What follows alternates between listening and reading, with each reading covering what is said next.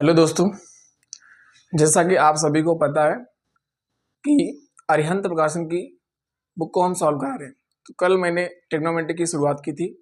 उसके बारे में कुछ बेसिक बताया था आप लोगों को कि कैसे पढ़ेंगे, ट्रिग्नोमेट्री पढ़ने के लिए किन चीज़ों की ज़रूरत है, किन फार्मूलों की ज़रूरत है। तो उनके बारे में हमने कल डिस्कस किया था। तो आज हम सीधे आते हैं एक्सरसाइज पे। किस पे आते हैं? एक्सरसाइज पे।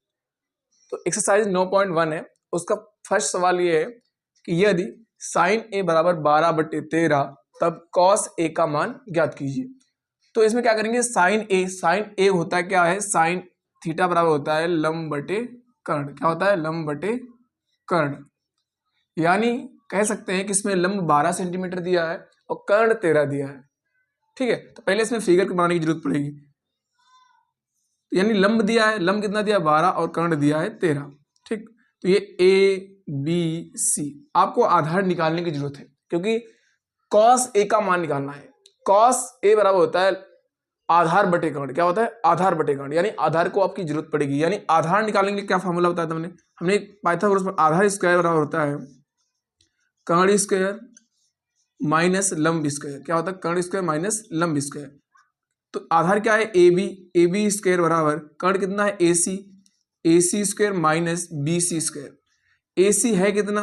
13 दिया है, 13 का स्क्वायर माइनस बी सी है 12 का स्क्वायर।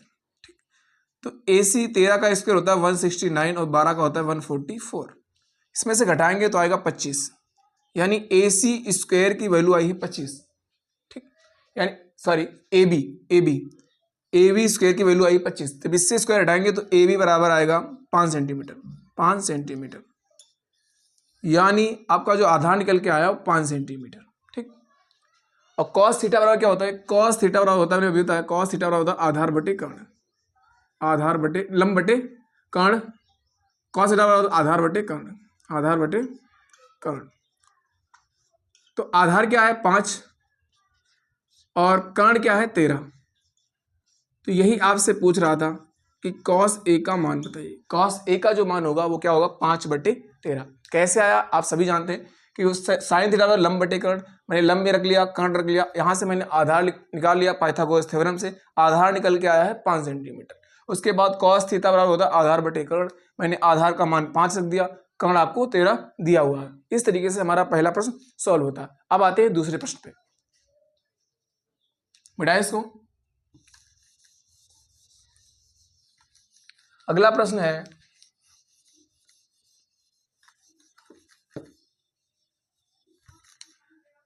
यदि tan थीटा बराबर a अपान बी। यदि tan थीटा बराबर a अपान बी, ये tan थीटा बराबर a अपान बी, तब सेक थीटा का मान बताइए। ये प्रश्न है। तो इसमें भी फिगर बनाना पड़ेगा ए बी सी। ठीक, tan थीटा होता है लंब बटे आधार। क्या होता है? लंब बटे आधार। यानी a दिया हुआ है, a और b दिया हुआ है आधार। यहां से हम कर्ण निकालेंगे तो कर्ण स्क्वायर बराबर क्या होता है? आधार स्क्वायर प्लस लंब स्क्वायर। आधार स्क्वायर प्लस लंब स्क्वायर। आधार कितना दिया है? ए बी दिया है तो बी का स्क्वायर प्लस लंब कितना दिया? ए स्क्वायर। यानी ए स्क्वायर प्लस बी स्क्वायर। इसको अगर यहाँ से स्क्वायर हटाएंगे तो कर्ण बराबर आएगा under root A square plus B square. यानी हम इसको लिख लेंगे under root A square plus B square. Sec theta बराबर क्या होता है? सेक थीटा बराबर क्या होता है? देखो, कॉस थीटा का उल्टा होता है। कॉस थीटा होता है आधार बटे कर्ण, तो सेक थीटा होता है कर्ण बटे आधार। क्या होता है? कर्ण बटे आधार। तो कर्ण कितना है? निकाला अभी मैंने under root A square plus B square upon आधार कितना है? बी। तो ये आपके प्रश्न का बिल्कुल सही उत्तर है। उम्मीद है कि आपके समझ में आया होगा। कुछ इसमें भी नहीं है। tan थीटा बराबर लंब बटे आधार होता है। यानी लंब ए दिया है, आधार बी दिया है। यहाँ से हम कर्ण निकाल लेंगे पाइथागोरस थ्योरम से। कर्ण स्क्वायर बराबर आधार स्क्वायर प्लस लंब स्क्वायर। आधार दिया है बी तो बी का स्क्वायर, कर्ण लंब दिया है ए तो ए का स्क्वायर। इसको पलट लेंगे, A square plus B square sequence में लिख लेंगे। उसके बाद कर्ण निकालेंगे, यहाँ से स्क्वायर हटाएंगे, इसके ऊपर रूट चढ़ा देंगे। यानी कर्ण की वैल्यू आएगी ए स्क्वायर प्लस बी स्क्वायर। इसको यहाँ पे लिख लेंगे।